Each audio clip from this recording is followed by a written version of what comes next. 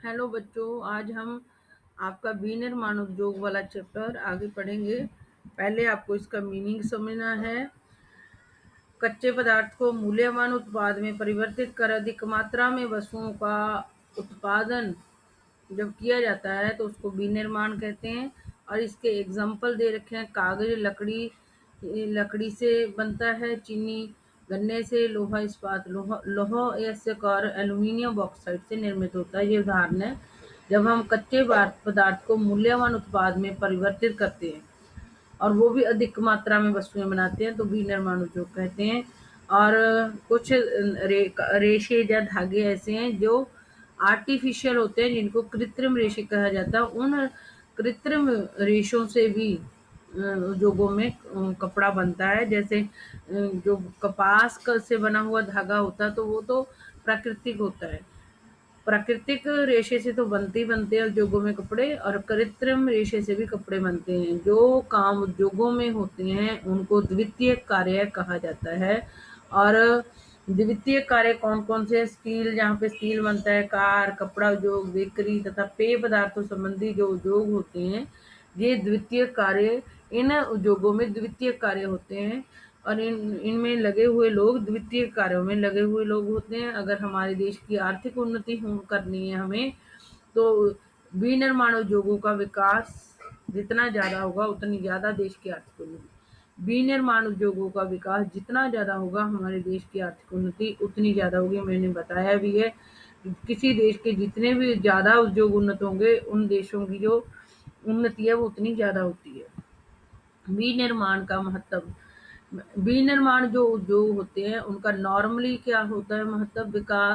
विकास की तथा विशेषतः स्पेशली वो आर्थिक विकास की रीढ़ समझे जाते हैं। विनिर्माण उद्योग सामान्यतः विकास की और विशेषतः आर्थिक विकास की रीढ़ समझे जाते हैं, क्योंकि ये क्या करते हैं? रिवाइज ही है ये एक तरीके का ये, क्योंकि विनिर्माण उद्योग कृषि का आधुनिकीकरण करते हैं। ये खुद द्वितीय क्षेत्र कहलाता है। द्वितीय क्षेत्र में जब उद्योग, द्वितीय क्षेत्र के जो उद्योग होते हैं वो खुद तो अपने आप में तो कार्य देते ही देते हैं, और उद्योगों को जो कच्चा माल पहुंचाते हैं और बनी हुई वस्तुओं को मार्केट तक लेके जाते हैं उद्योगों की, वो तृतीय क्षेत्र में बन जाता है और वहां पर भी लोगों को काम मिलता है। इस तरीके से उद्योग द्वितीय अपने आप में और एक तृतीय क्षेत्र जो इनकी हेल्प करता है, उसमें दोनों में काम मिल जाता है, लोगों को रोज जॉब मिल जाती है। और इस तरीके से देश के अंदर बेरोजगारी भी खत्म होती है, प्लस जो पहले लोग मजबूर होकर जितने लोगों की जरूरत भी नहीं थी खेतों में लगे रहते थे, वो भी कम हो गया है। और कृषि का आधुनिकीकरण भी कर दिया है। और कृषि पे जो ज्यादा लोग काम करते थे, फालतू लोग काम करते थे, उनको हटाकर उद्योगों और तृतीय क्षेत्र में काम देकर उद्योगों ने जो लोगों की खेतों पर जीवन चलाने, अपना जीवन अच्छी तरीके से चलाने के लिए जो लोग खेतों पर निर्भर थे वो निर्भरता अब कम कर दी है। देश में जो औद्योगिक विकास होता है, हमारे देश के अंदर उद्योगों का जो विकास किया गया है उसका मेन उद्देश्य है देश के अंदर जो बेरोजगारी और गरीबी को दूर करना। चाहे वो सरकार सार्वजनिक क्षेत्र में उद्योग लगाए जाए, संयुक्त क्षेत्र में लोगों के साथ मिलकर लगाए, वो मतलब इसीलिए लगाए गए हैं ताकि देश में बेरोजगारी और गरीबी दूर हो सके। चाहे सरकार उद्योग लगा रही है वो भी इसलिए लगा रही है कि बेरोजगारी और गरीबी दूर हो। चाहे सरकार लोगों के साथ मिलकर संयुक्त क्षेत्र में लगा रही है, वो भी यही काम कर रही है, बेरोजगारी और गरीबी। और हमारे कुछ क्षेत्र ऐसे हैं जिनको पिछड़े हुए क्षेत्र कहा जाता है। वहाँ लोग, कुछ अच्छे लोग वहाँ रहना भी नहीं चाहते, इसलिए पिछड़े क्षेत्रों को विकसित क्षेत्रों के बराबर लाने के लिए और क्षेत्रीय असमानताओं को दूर करने के लिए भी पिछड़े क्षेत्रों में भी उद्योग लगाए गए हैं। जब हमारे देश में ज़्यादा वस्तुएं बन जाती हैं देश के लोगों की ज़रूरतें पूरा करने के बाद, हम उनको बाहर वाले देशों में भेज देते हैं, जिसको निर्यात कहते हैं। और इससे क्या होता है, हमारा वाणिज्य व्यापार भी बढ़ता है, हमारे देश के अंदर विदेशी मुद्रा की भी हमें प्राप्ति होती है। वे देश ही विकसित हैं जो कच्चे माल को, जो मतलब जिन देशों के अंदर उद्योग लगे हुए हैं, उद्योगों में आपको पता कच्चे माल से बहुमूल्य वस्तुएं तैयार की जाती हैं, मूल्यवान वस्तुएं तैयार की जाती हैं। तो जिन देशों में कच्चे माल से मूल्यवान वस्तुएं तैयार की जाती हैं, जिनके उद्योग लगे हुए हैं, वो देश ही विकसित देश कहलाते हैं। भारत का विकास किस चीज पर डिपेंड करता है? ज्यादा तरीके की, अगर भारत के उद्योग ज्यादा तरीके की वस्तुएं बनाएंगे और जल्दी बनाएंगे तो भारत का विकास जल्दी होएगा। हमारे देश की जो कृषि और उद्योग है वो एक दूसरे से अलग नहीं, वो एक दूसरे के साथ सहयोगी हैं, पूरक हैं। ये क्वेश्चन भी आ जाता है, तो इसमें कैसे पूरक है? क्योंकि उद्योग जल्दी जल्दी कच्चे माल से अधिक मूल्यवान वस्तुएं बनाते हैं, तो कृषि को भी उतना ही तेज होना पड़ेगा। तो पहले देश के अंदर धीरे धीरे खेती से फसलें उगाई जाती थी, लेकिन अब उद्योगों ने कुछ ऐसे औजार पैदा कर दिए हैं, जैसे सिंचाई के लिए पंप, उर्वरक, कीटनाशक दवाएं, प्लास्टिक पाइप, मशीनें और कृषि औजार, जिससे आज हमारे भारत का किसान जल्दी एक दो से ज्यादा फसलें भी उगाने लगा है और ज्यादा ज्यादा भी फसलें उगा रहा है। इस तरीके से जो विनिर्माण उद्योग है उस मतलब उसमें कृषि के कारण उद्योग चल रहे हैं, क्योंकि कृषि उद्योगों को कच्चा माल देती है और उसको कच्चा माल उद्योगों को ज़्यादा चाहिए, इसलिए कृषि में भी जो पैदावार पहले कम होती थी, अब पैदावार ज़्यादा भी होने लगी है और तेज़ी से भी होने लगी है। इस तरीके से उद्योगों के विकास में कृषि ने हेल्प करी है और कृषि के विकास में उद्योगों ने हेल्प करी है। इस तरीके से जो दोनों अलग नहीं है, ये एक दूसरे के पूरक हैं, सहयोगी हैं। हमारे देश के अंदर उत्पादन प्रक्रिया सक्षम हुई है और आज सारे जो दुनिया के देश है वो एक दूसरे के निकट आ चुके हैं, पास आ चुके हैं। इसलिए हमारे देश का जो उद्योग है उनको कंपटीशन करना है इंटरनेशनल लेवल पे भी। विश्व के बाकी देशों के साथ अगर कंपटीशन करना है तो हमारे उद्योगों को सक्षम बनना पड़ेगा, ताकि वो विश्व के दूसरे देशों के साथ कंपटीशन कर सकें, मुकाबला कर सकें। हमें ओनली अब उद्योगों में उतनी ही वस्तुएं नहीं तैयार करनी जिससे हमारे देश के लोगों की ही जरूरतें पूरी हों, मतलब हम आत्मनिर्भर हो जाएं और किसी से हमें कुछ मांगना ना पड़े। हमें हमारी वस्तुओं की ऐसी गुणवत्ता बनानी पड़ेगी, इतनी अच्छी क्वालिटी बनानी पड़ेगी, इंडिया के लोग तो पसंद करें ही करें, दूसरे देशों के लोग भी, अंतर्राष्ट्रीय स्तर पर भी हमारी वस्तुएं लोगों द्वारा वो करी जाए, पसंद करी जाए और हम अंतर्राष्ट्रीय लेवल पे दूसरे देशों का भी मुकाबला कर सकें। अगर हमारी वस्तुएं अच्छी क्वालिटी की नहीं होंगी तो हम अंतर्राष्ट्रीय व्यापार में वो नहीं कर पाएंगे, कंपटीशन नहीं कर पाएंगे, मुकाबला नहीं कर पाएंगे। राष्ट्रीय अर्थव्यवस्था में उद्योगों का योगदान पिछले 2 दशकों से, यानी कि 20 सालों से सकल घरेलू उत्पाद शुद्ध जो हमारे देश में वस्तुएं उत्पादित की जाती हैं उसमें हमारा उद्योगों का योगदान 27% में से 17% है और 10% उसमें खनिज खनन का है, गैस और विद्युत का। 27% में से विनिर्माण उद्योग का योगदान 27% में से 17% है, क्योंकि 10% जो उसमें है वो खनिज खनन, गैस और विद्युत जिनके बिजली का है। भारत की अपेक्षा अन्य पूर्वी एशियाई देशों में विनिर्माण का योगदान सकल घरेलू उत्पाद का, मतलब हमारे जो जिस कॉन्टिनेंट में हम रहते हैं, महाद्वीप में, उसके जो पूर्व साइड वाले देश है, वहाँ के जो उद्योग हैं वो वहाँ के सकल घरेलू उत्पाद में 25 से 35% योगदान पाते हैं। मतलब हमारा देश हमारे महाद्वीप में जो बाकी देश है उनसे भी पीछे है।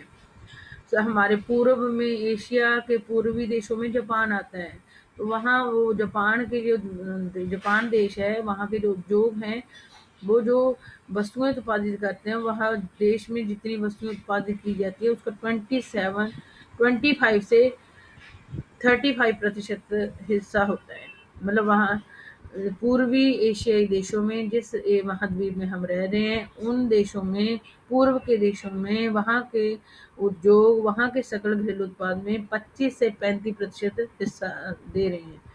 पिछले एक दशक से भारतीय विनिर्माण क्षेत्र में 7% प्रति वर्ष की दर से बढ़ोतरी हुई है। हमारे अब क्या हो रहा है, पिछले 10 सालों से हर साल जो सकल घरेलू उत्पाद में उद्योगों की प्रतिशतता है वो हर साल 7% बढ़ जाती है। अब पिछले 10 सालों से हर साल उद्योगों की जो जो वो है लोग उद्योगों का जो योगदान है वो सकल घरेलू उत्पाद में वो बढ़ता जा रहा है हर साल 7%। बढ़ोतरी की यह दर अगले दशक में 12% अपेक्षित है। मतलब अब जो पिछले 10 सालों से तो हर साल हमने ये वो रखा हुआ है उद्देश्य के 7% हर साल बढ़ानी है, उद्योगों का योगदान बढ़ाना है। लेकिन अगला दशक आएगा, अगले 10 साल आएंगे, उसमें हमने ये लक्ष्य रखा है कि हर साल उद्योगों का सकल घरेलू उत्पाद में 12% हिस्सा बढ़ाएंगे।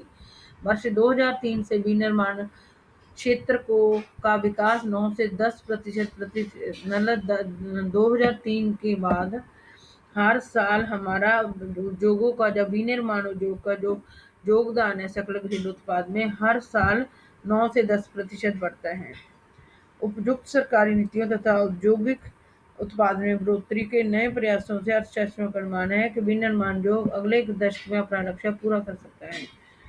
मतलब उपयुक्त सरकारी नीतियां, जो हमने सरकारी नीतियां बनाई हैं और औद्योगिक उत्पाद में बढ़ोतरी जो हो रही है, बढ़ोतरी के लिए जो हम नए प्रयास कर रहे हैं, औद्योगिक उत्पादन में बढ़ोतरी के लिए जो हम प्रयास कर रहे हैं, जो हमारी सरकार ने नीतियां बनाई हैं, उसके अनुसार हम अर्थशास्त्रियों ने अनुमान लगाया है कि विनिर्माण उद्योग अगले 10 सालों में जो हमने लक्ष्य रखा है उसको वो पूरा कर लेगा। इस उद्देश्य से राष्ट्रीय विनिर्माण प्रतिस्पर्धा परिषद की भी स्थापना की गई। ये याद रखना है। ये चीज किसकी की? ये हमारे देश के अंदर नेशनल मैन्युफैक्चरिंग कॉम्पिटिटिवनेस काउंसिल की, जिसको हिंदी में क्या कहते हैं, राष्ट्रीय विनिर्माण प्रतिस्पर्धा परिषद की भी हमारे देश के उद्योगों को, ये वन वर्ड में आएगा, आ सकता है, हमारे देश के उद्योगों के का सकल घरेलू उत्पाद में योगदान बढ़ाने के लिए, देश के उद्योगों का जो उत्पादन है उसको बढ़ाने के लिए हमारे देश के अंदर राष्ट्रीय विनिर्माण प्रतिस्पर्धा परिषद की स्थापना की गई है। औद्योगिक अवस्थिति, यहाँ तक तो हमने पहले तो मीनिंग पढ़ा, महत्व पढ़ा, फिर ये कृषि और वो पूर्व के वैश्वीकरण होने के कारण हमारे देश को मतलब कंपटीशन में आना पड़ेगा विश्व के देशों के साथ, इसलिए उसको सक्षम बनना पड़ेगा। उद्योगों में बनी हुई वस्तुओं की क्वालिटी बढ़ानी पड़ेगी। और हमारे देश के मतलब हमें पता है कि जिस देश में उद्योग ज़्यादा विकसित होते हैं उनमें वो विकसित देश कहलाते हैं, इसलिए हमारे देश के अंदर भी पूरी कोशिश की जा रही है कि हमारे उद्योग विकसित हो जाए, अच्छी तरीके से इनका विकास हो जाए और इनकी पैदावार बढ़ जाए और हम अपनी ज़रूरतें पूरी करके भी विश्व के दूसरे देशों को भी वस्तुएं निर्यात कर सकें। और हम आगे औद्योगिक अवस्थिति पर, उद्योगों की स्थापना संभावतः जटिल है। उद्योग आसानी से नहीं लगते, उद्योग लोकेशन देख के लगाए जाते हैं कि ऐसी जगह पर लगे जहां जो वस्तुएं बनाने की कीमत है वो कम से कम आए। तो उद्योगों की स्थापना सबसे पहले संभावतः जटिल है। इनकी स्थापना कच्चे माल की उपलब्धता, जिस जगह कच्चा माल उपलब्ध हो जहाँ पर श्रमिक हो, मजदूर सस्ते मिले, पूंजी शक्ति के साधन जिनके इलेक्ट्रिसिटी वगैरह, लाइट वगैरह, बिजली सस्ती मिले, बाजार उन वस्तुएं बनने के बाद जो बाजार है वो नज़दीक उपलब्ध हो, तो इन चीज़ों से वो प्रभावित होते हैं। उद्योगों की स्थापना करना मुश्किल होता है क्योंकि इनकी स्थापना के लिए कच्चा माल उपलब्ध होना चाहिए, मजदूर श्रमिक होने चाहिए, पूंजी जिनकी मशीनें वगैरह होनी चाहिए, शक्ति के साधन होने चाहिए, इलेक्ट्रिसिटी कोयला वगैरह पास में होना चाहिए, और मार्केट, जब वस्तुएं बन जाए तो जल्दी से मार्केट में जाकर उनको बेचा जा सके। इन सभी कारकों का एक स्थान पर पाया जाना लगभग असंभव है। तो जो सारे कारक हैं जो प्रभावित करते हैं उद्योगों की स्थापना को, ये कहीं भी हम लगाएंगे तो ये एक जगह मिलने असंभव है। फलस्वरूप विनिर्माण उद्योग की स्थापना के लिए वही स्थान उपयुक्त है जहाँ ये कारक उपलब्ध हों। तो क्या है, विनिर्माण उद्योग की स्थापना कहाँ करनी चाहिए वो समझाया जाएगा इसमें।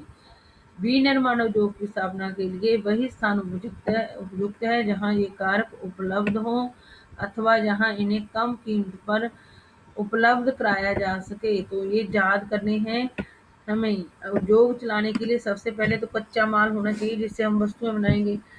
नंबर 2, जो इधर उधर सामान रखने वाले हमारे पास मजदूर भी होने चाहिए उद्योग में, और मशीनें हों, मशीनों से तो बनाएंगे उद्योगों में।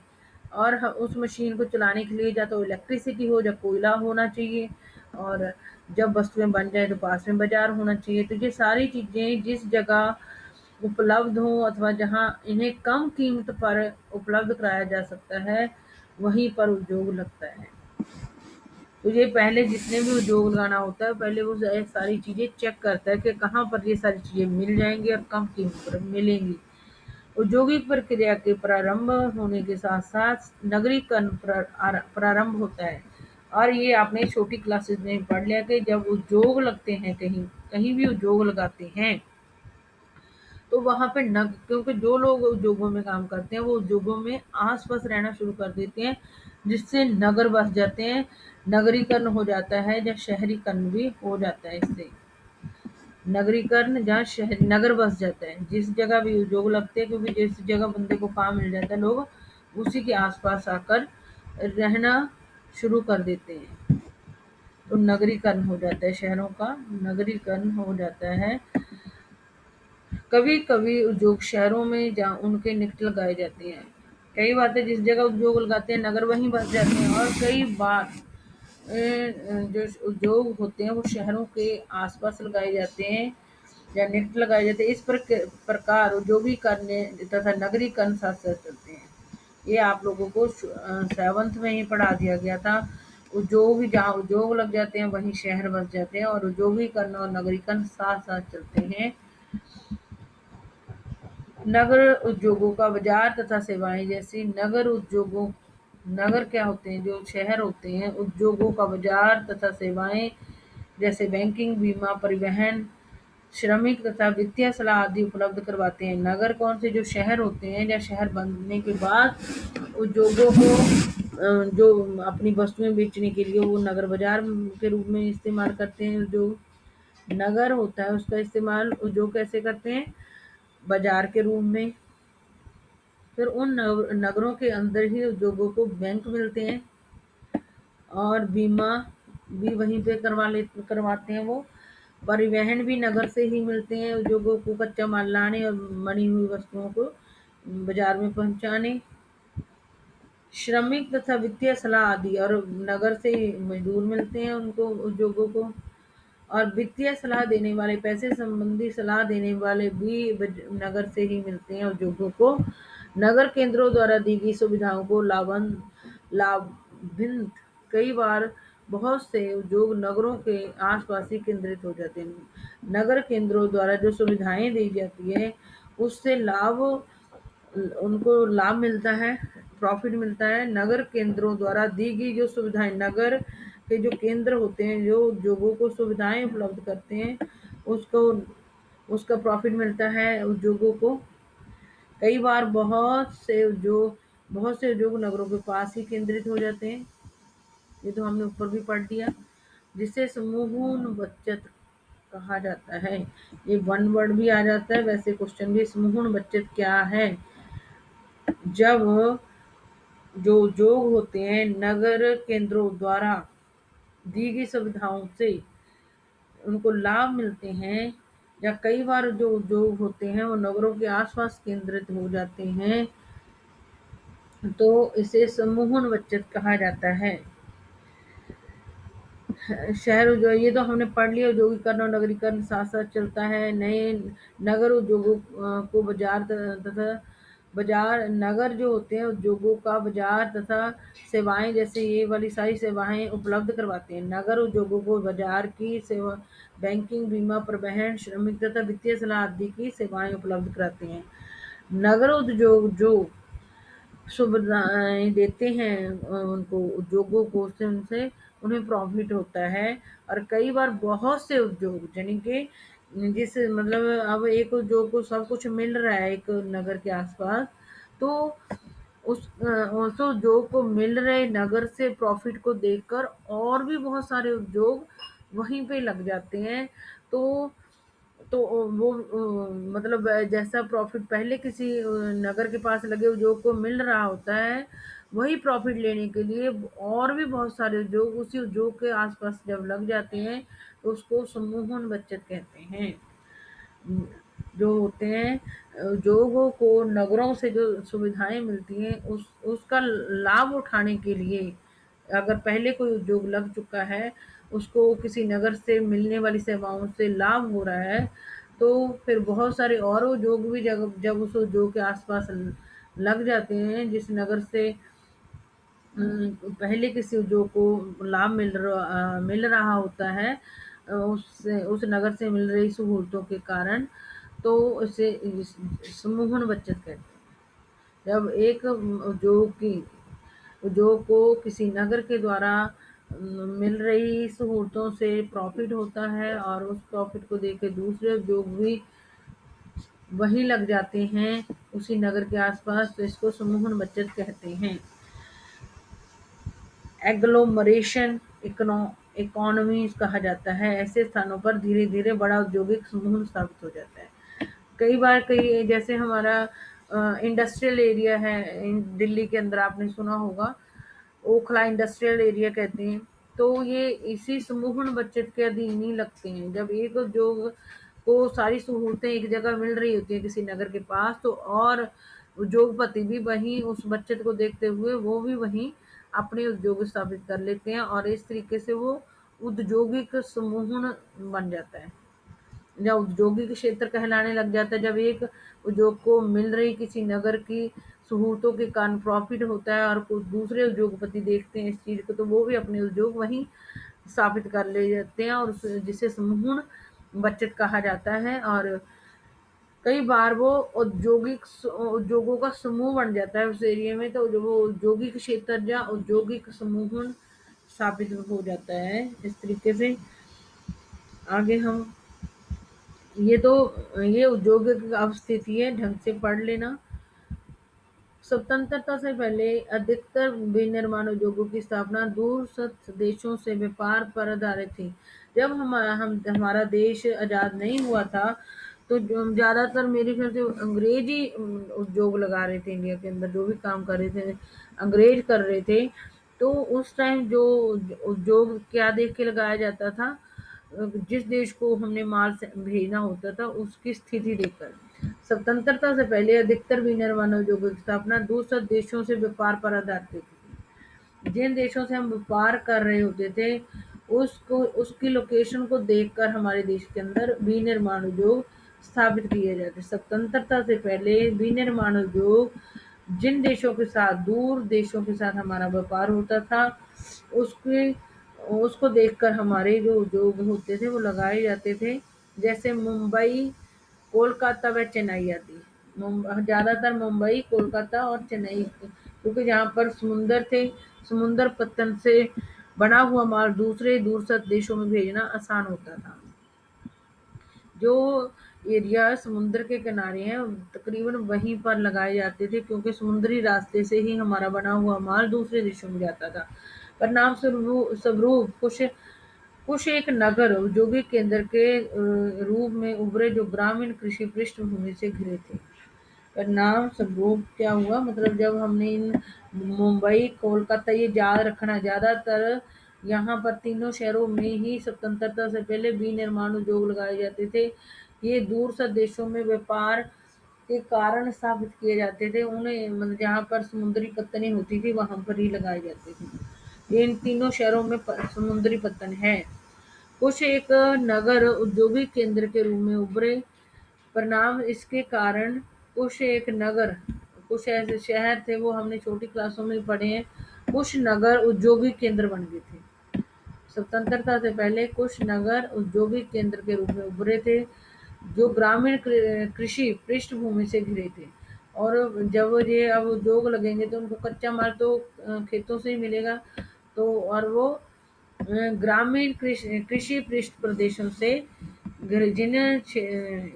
मतलब ग्रामीण क्षेत्रों में ज़्यादा बढ़िया खेती होती थी, उनसे उनके आसपास होते थे। जो नगर औद्योगिक केंद्र बने थे, वो नगर उन ग्रामीण कृषि पृष्ठ प्रदेश के पास होते थे जहाँ पर अच्छी कृषि होती थी। निवेश, कच्चा माल तथा उद्योग बाजार संबंध। उद्योग और बाजार का क्या संबंध है? मार्केट और उद्योग का पहले संबंध क्या है? उद्योग के पास बाजार होना जरूरी है, क्योंकि उद्योगों में जो वस्तुएं बनती हैं वो बाजार में जाके ही बिकती हैं। अगर बाजार नहीं होंगे तो उद्योग वस्तुएं नहीं बना पाएंगे, क्योंकि उनकी बिकेंगी नहीं, तो फिर उद्योगों को बनाने की क्या जरूरत है? निवेश, निवेश में क्या क्या आता है? कच्चा माल तथा अथवा उसके घटक। कच्चा माल तथा अथवा उसके घटक। उत्पादन घटक क्या होते हैं? भूमि उत्पादन घटक, भूमि, श्रम, पूंजी, उद्यमी। ये आपके जो इको की चैप्टर में भी होगा। पहले तो हमारे पास भूमि होनी चाहिए जिसपे हमने उद्योग लगाना है, फिर उसमें काम करने वाले लोग भी चाहिए, हमें मशीनें भी चाहिए, वो व्यक्ति भी चाहिए जो भूमि, श्रमिक और पूंजी को लगाएगा, उद्यमी यानी कि उद्योग को चलाने वाले। उत्पादन के घटक, प्लीज ये सारे आप बच्चों याद कर लेना। उत्पादन के घटक, ये सारे उत्पादन के घटक हैं, ये करने हैं आप लोगों ने याद। उत्पादन के घटक। निवेश में क्या आता है? कच्चा माल और उसके घटक। उत्पादन, ये उद्योग बाजार संबंध पढ़ रहे हैं हम। तो उत्पादन के घटक ये 4 होते हैं। वहाँ उद्योग लगाया जाता है, फिर उद्योगों में काम करने वाले लोग, उद्योग लग गया मतलब उसकी बिल्डिंग बन गई, भूमि जिसपे लगेगा वो भूमि, और उसमें काम करने वाले श्रमिक होने चाहिए। फिर उद्योग लगेगा तो पूंजी यानी कि मशीनें भी चाहिए। इन भूमि, श्रमिक और पूंजी को लगाने के लिए व्यक्ति चाहिए जो पैसा खर्च करेगा, वो उद्यमी भी होना चाहिए। अवसंरचना, परिवहन, कारखाना, तैयार माल, परिवहन। तो अवसंरचना क्या? पहले परिवहन चाहिए जो मतलब वो करेगा, सामान कच्चा माल लाएगा जो उनके लिए। फिर परिवहन, कारखाना होना चाहिए जहाँ बनेगी वस्तुएं। फिर तैयार माल होना चाहिए कारखाने से। परिवहन से कच्चा माल आएगा, कच्चे माल से तैयार माल होगा, फिर तैयार माल से परिवहन में वो करके बाजार तक पहुंचेगा, बाजार से पूंजी जाएगी और फिर दोबारा हम उसी पे आ जाएंगे।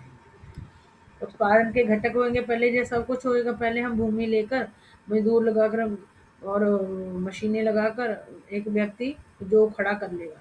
उसके बाद फिर गाड़ी चाहिए होगी, गाड़ियां भी चाहिए जो इनको कच्चा माल देंगी।